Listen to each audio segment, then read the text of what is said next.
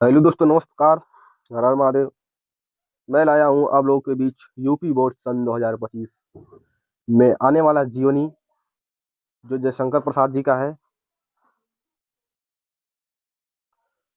तो देर ना करते हुए वीडियो को स्टार्ट करते हैं। उनका जन्म देख लेते हैं। जन्म सन 1888 में काशी में लुधनी साहू परिवार में हुआ था। जो इनकी शिक्षा है, इन्होंने विविध शिक्षा केवल 8वीं तक प्राप्त की है। स्वैच्छिक स्वैच्छिक द्वारा इन्होंने संस्कृति, पाली, उर्दू और अंग्रेजी भाषाओं का गहन अध्ययन किया।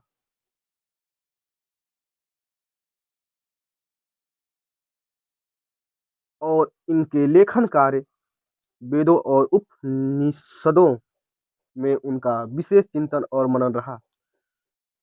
साहित्य की विविध विधाओं में उनकी लेखनी निरंतर चलती रही। और इनकी रचना में जो काव्य है, झरना, आलू आलूलह आंसुलहर, कामायनी, कानन कुसुम, जो इनका नाटक है,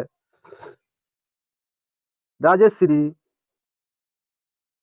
आजाद शत्रु, चंद्रगुप्त, स्कंद गुप्त, ध्रुव स्वामिनी, और इनका उपन्यास है ककाल, तितली, इरावती, अधूरा। और इनका कहानी संग्रह है छाया, प्रतिध्वनि, आंधी, इंद्रजाल, आकाशदीप। और इनका पांचवा जो निबंध है, काव्य कला तथा अन्य निबंध। तो वीडियो को स्किप ना करें, वीडियो को पूरा देखें। यूपी बोर्ड सन 2025 में एक गारंटी के साथ इनका जीवनी आने वाला है। जो इनको पुरस्कृत किया गया, इनका पुरस्कार है हिंदुस्तानी एकेडमी एवं काशी नगरी प्रचारणी सभा द्वारा कामायनी पर मरणोपरांत मरणोपरांत मंगला प्रसाद पारितोषिक। और इनकी साहित्यिक विशेषताएं जो हैं, प्रसाद साहित्य की सबसे बड़ी विशेषता यह है कि उसमें भारतीय दर्शन, संस्कृत एवं मनोविज्ञान के साथ साथ भारतीय जीवन का सफल चित्रण हुआ। जैसे प्राकृतिक सौंदर्य का चित्रण, मानव प्रेम, ईश्वर प्रेम। यहाँ तक दोस्तों अगर लिख देते हैं सही सही, तो आपको पूरा का पूरा नंबर, जो 5 नंबर का होता है, पाँचों पाँचों नंबर मिलेगा इस जीवनी पर। तो कुछ प्रश्न दिए गए हैं, उनको भी देख लेते हैं। दो चार प्रश्न। मैंने ब्रह्मस्व जीवन संचित मधुकरियों की भीख लुटाई, पंक्ति का भाव स्पष्ट कीजिए। तो हमारा आंसर है, प्रस्तुत पंक्ति में देवसेना की वेदना का परिचय मिलता है। वह स्कंदगुप्त से प्रेम कर बैठती हैं, परंतु स्कंदगुप्त के हृदय में उनके लिए कोई स्थान नहीं है। जब देवसेना को इस सत्य का पता चलता है तो उसे बहुत दुख होता है। वह स्कंदगुप्त को छोड़कर चली जाती हैं।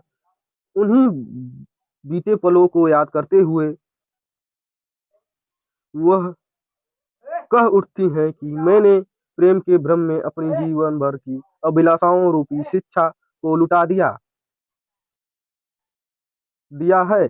अब मेरे पास अभिलाषाएं ही नहीं है। अर्थात अभिलाषाओं के होने से मनुष्य के जीवन में उत्साह और प्रेम का संचार होता है, परंतु आज उसके पास ये शेष नहीं रहे हैं।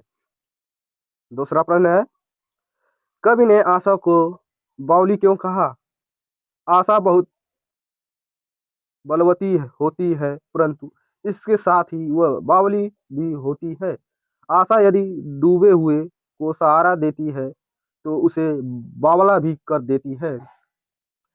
प्रेम में तो आशा बहुत अधिक बावली होती है। वह जिससे प्रेम करता है उसे प्रति हजारों सपनों बुनता है, फिर उसका प्रेम उसे प्रेम करे या ना करे, वह आशा के सारे सपनों में तैरता रहता है। यही कारण है कि आशा बावली होती है। हमारा उसी प्रकार तीसरा प्रश्न है, मैंने निज दुर्बल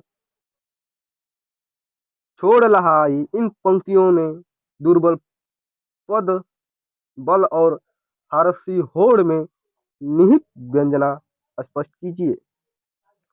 आंसर है, दुर्बल पद बल देवसेना के बल की सीमा का ज्ञान करता है, अर्थात देवसेना अपने बल की सीमा को बहुत भली प्रकार से जानती हैं। उसे पता है कि वह बहुत दुर्बल है, इसके बाद भी वह अपने भाग्य से लड़ रही है। होड़ लगाई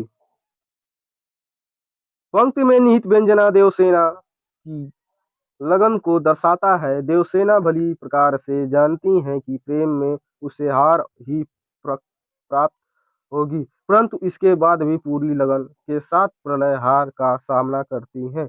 वह हार नहीं मानती। चौथा है, काव्य सौंदर्य स्पष्ट कीजिए। श्रमित स्वप्र की